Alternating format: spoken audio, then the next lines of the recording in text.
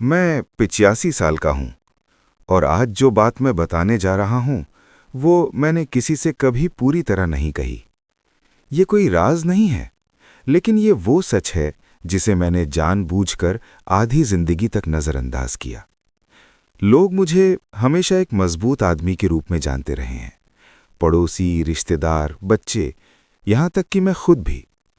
पर अगर आज कोई मुझसे पूछे कि मेरी जिंदगी में सबसे ज्यादा नुकसान किस चीज ने किया, तो मैं बिना सोचे कहूंगा, मेरी वही मजबूती।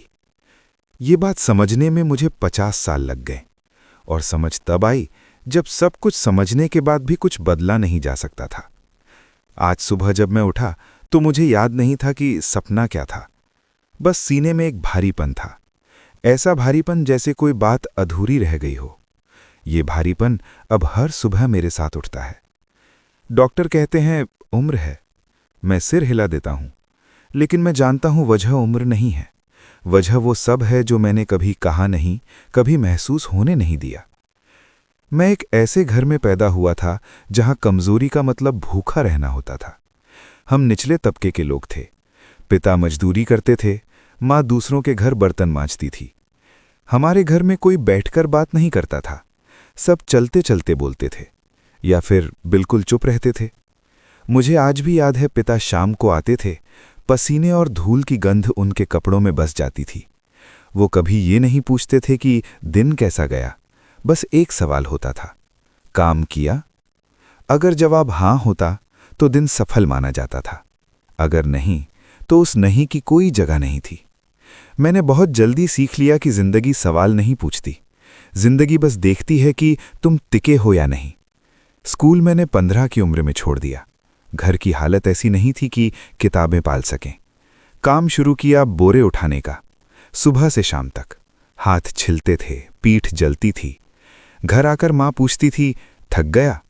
मैं कहता था नहीं। सच ये है कि मैं थक कर टूट जाता था, पर मैंने समझ लिया था अगर मैंने माना कि मैं थक गया हूं तो कल काम नहीं मिलेगा। यहीं से मेरी मजबूती की शुरुआत हुई और यहीं से मेरा नुकसान भी। 20 की उम्र में शहर चला गया। पहली बार ट्रेन में बैठा था। डर ऐसा था कि दिल तेज धड़क रहा था, पर चेहरे पर कुछ नहीं था। शहर में हर आदमी भाग रहा था। कोई किसी को देख नहीं रहा था, कोई किसी से सवाल नहीं पूछ रहा था। मुझे ये जगह पसंद आई। यहाँ कमजोर दिखने का सवाल ही नहीं था। यहाँ सब अकेले थे और मजबूत दिखते थे। फैक्ट्री में नौकरी मिली, 12 घंटे की शिफ्ट, कभी 14। मालिक सख्त था, लेकिन मैं उससे ज्यादा सख्त खुद से था। मैंने कभी छुट्टी नहीं मांगी। बीमार होने पर भी काम किया। बुखार में भी मशीन के सामने खड़ा रहा। लोग कहते थे ये आदमी टिकेगा। मुझे गर्व होता था। मुझे लगता था यही जीत है। शादी हुई। मेरी पत्नी बहुत साधारण थी, कम बोलती थी, पर उसकी आंखों में सवाल होते थे। शुरुआत में हम बातें करते थे, छोटी छोटी। धीरे धीरे बातें जरूरत तक सीमित हो गईं। मैं थक कर आता, वो चुपचाप खाना परोसती। हम दोनों एक ही कमरे में होते, लेकिन अलग अलग जगह। कभी कभी वो कुछ कहना चाहती थी, मैं कह देता कल बात करेंगे। कल हमेशा आता रहा, पर वो बात कभी नहीं आई। पहला बच्चा हुआ। मैं अस्पताल के बाहर बैठा था। लोग अंदर जा रहे थे, कोई रो रहा था, कोई हंस रहा था। मैं वहीं बैठा रहा। मुझे लगा मेरा काम बाहर बैठना है। अंदर जाना मतलब भावनाओं से सामना करना, और मैं पूरी जिंदगी भावनाओं से बचते हुए बना था। बच्चे बड़े होने लगे। मुझे लगता था मैं उनके लिए सब कर रहा हूं, पैसा, पढ़ाई, सुरक्षा। पर मैंने उनके साथ कभी बैठकर कुछ नहीं किया, न खेला, न कहानी सुनाई, न पूछा कि वो क्या सोचते हैं। मैं सोचता था मैं दे रहा हूं यही काफी है। एक दिन मेरे बेटे ने कहा, पापा आप हमेशा ड्यूटी पर क्यों रहते हो? मैं हंस दिया। मुझे लगा वो मजाक कर रहा है। आज समझ आता है वो सवाल नहीं था, वो शिकायत थी। समय बीतता गया, मैं ऊपर बढ़ता गया। निचले तबके से निकलकर मध्यम वर्ग में पहुंचा, फिर उससे थोड़ा ऊपर। घर बड़ा हुआ, गाड़ी आई, लोग मेरे पैर छूने लगे। रिश्तेदार कहते थे इन्होंने सब अपने दम पर किया है। मुझे लगता था मैं सब सही कर रहा हूं, पर घर के अंदर खामोशी मोटी होती जा रही थी। इतनी मोटी कि आवाजें उसमें दबने लगीं। मेरी पत्नी अक्सर बीमार रहने लगी। मैं इलाज कराता था, दवाइयाँ, टेस्ट, डॉक्टर। मुझे लगता था मैं बहुत जिम्मेदार पति हूं। पर एक बात मैंने कभी नहीं की। मैंने कभी ये नहीं पूछा कि वो डरती है या नहीं, रात को क्या सोचती है, उसे क्या याद आता है। एक रात उसने अचानक पूछा, आपको कभी रोने का मन नहीं करता? मैंने बिना सोचे कहा, रोने से क्या बदलता है? उसने कुछ नहीं कहा, बस करवट बदल ली। आज जब वो याद आती है तो वही करवट सबसे ज्यादा चुभती है। कैंसर का पता बहुत देर से चला, शायद इसलिए क्योंकि हम सुनते ही नहीं थे। अस्पताल में वो बिस्तर पर थी और मैं कुर्सी पर। डॉक्टर बोल रहे थे, मैं सिर हिला रहा था। वो मुझे देख रही थी। उस नज़र में बहुत कुछ था, डर, थकान और एक सवाल। मैंने पूछा नहीं। आखिरी दिन उसने मेरा हाथ पकड़ा, बहुत हल्के से, जैसे डर रही हो कि कहीं मैं खींच ना लूं, और उसने कहा, अब मजबूत मत बनिए। उस पल मेरे अंदर कुछ टूटा। मैंने पहली बार रोने की कोशिश की, लेकिन रो नहीं पाया। आंसू भी आदत भूल चुके थे। उसके जाने के बाद घर बहुत बड़ा हो गया, इतना बड़ा कि मेरी आवाज भी उसमें खो जाती है। बच्चे आते हैं, बैठते हैं, पूछते हैं, सब ठीक? मैं कहता हूं हाँ, और बात वहीं खत्म हो जाती है। मुझे नहीं पता वो और क्या पूछें, और उन्हें नहीं पता मुझसे क्या पूछें।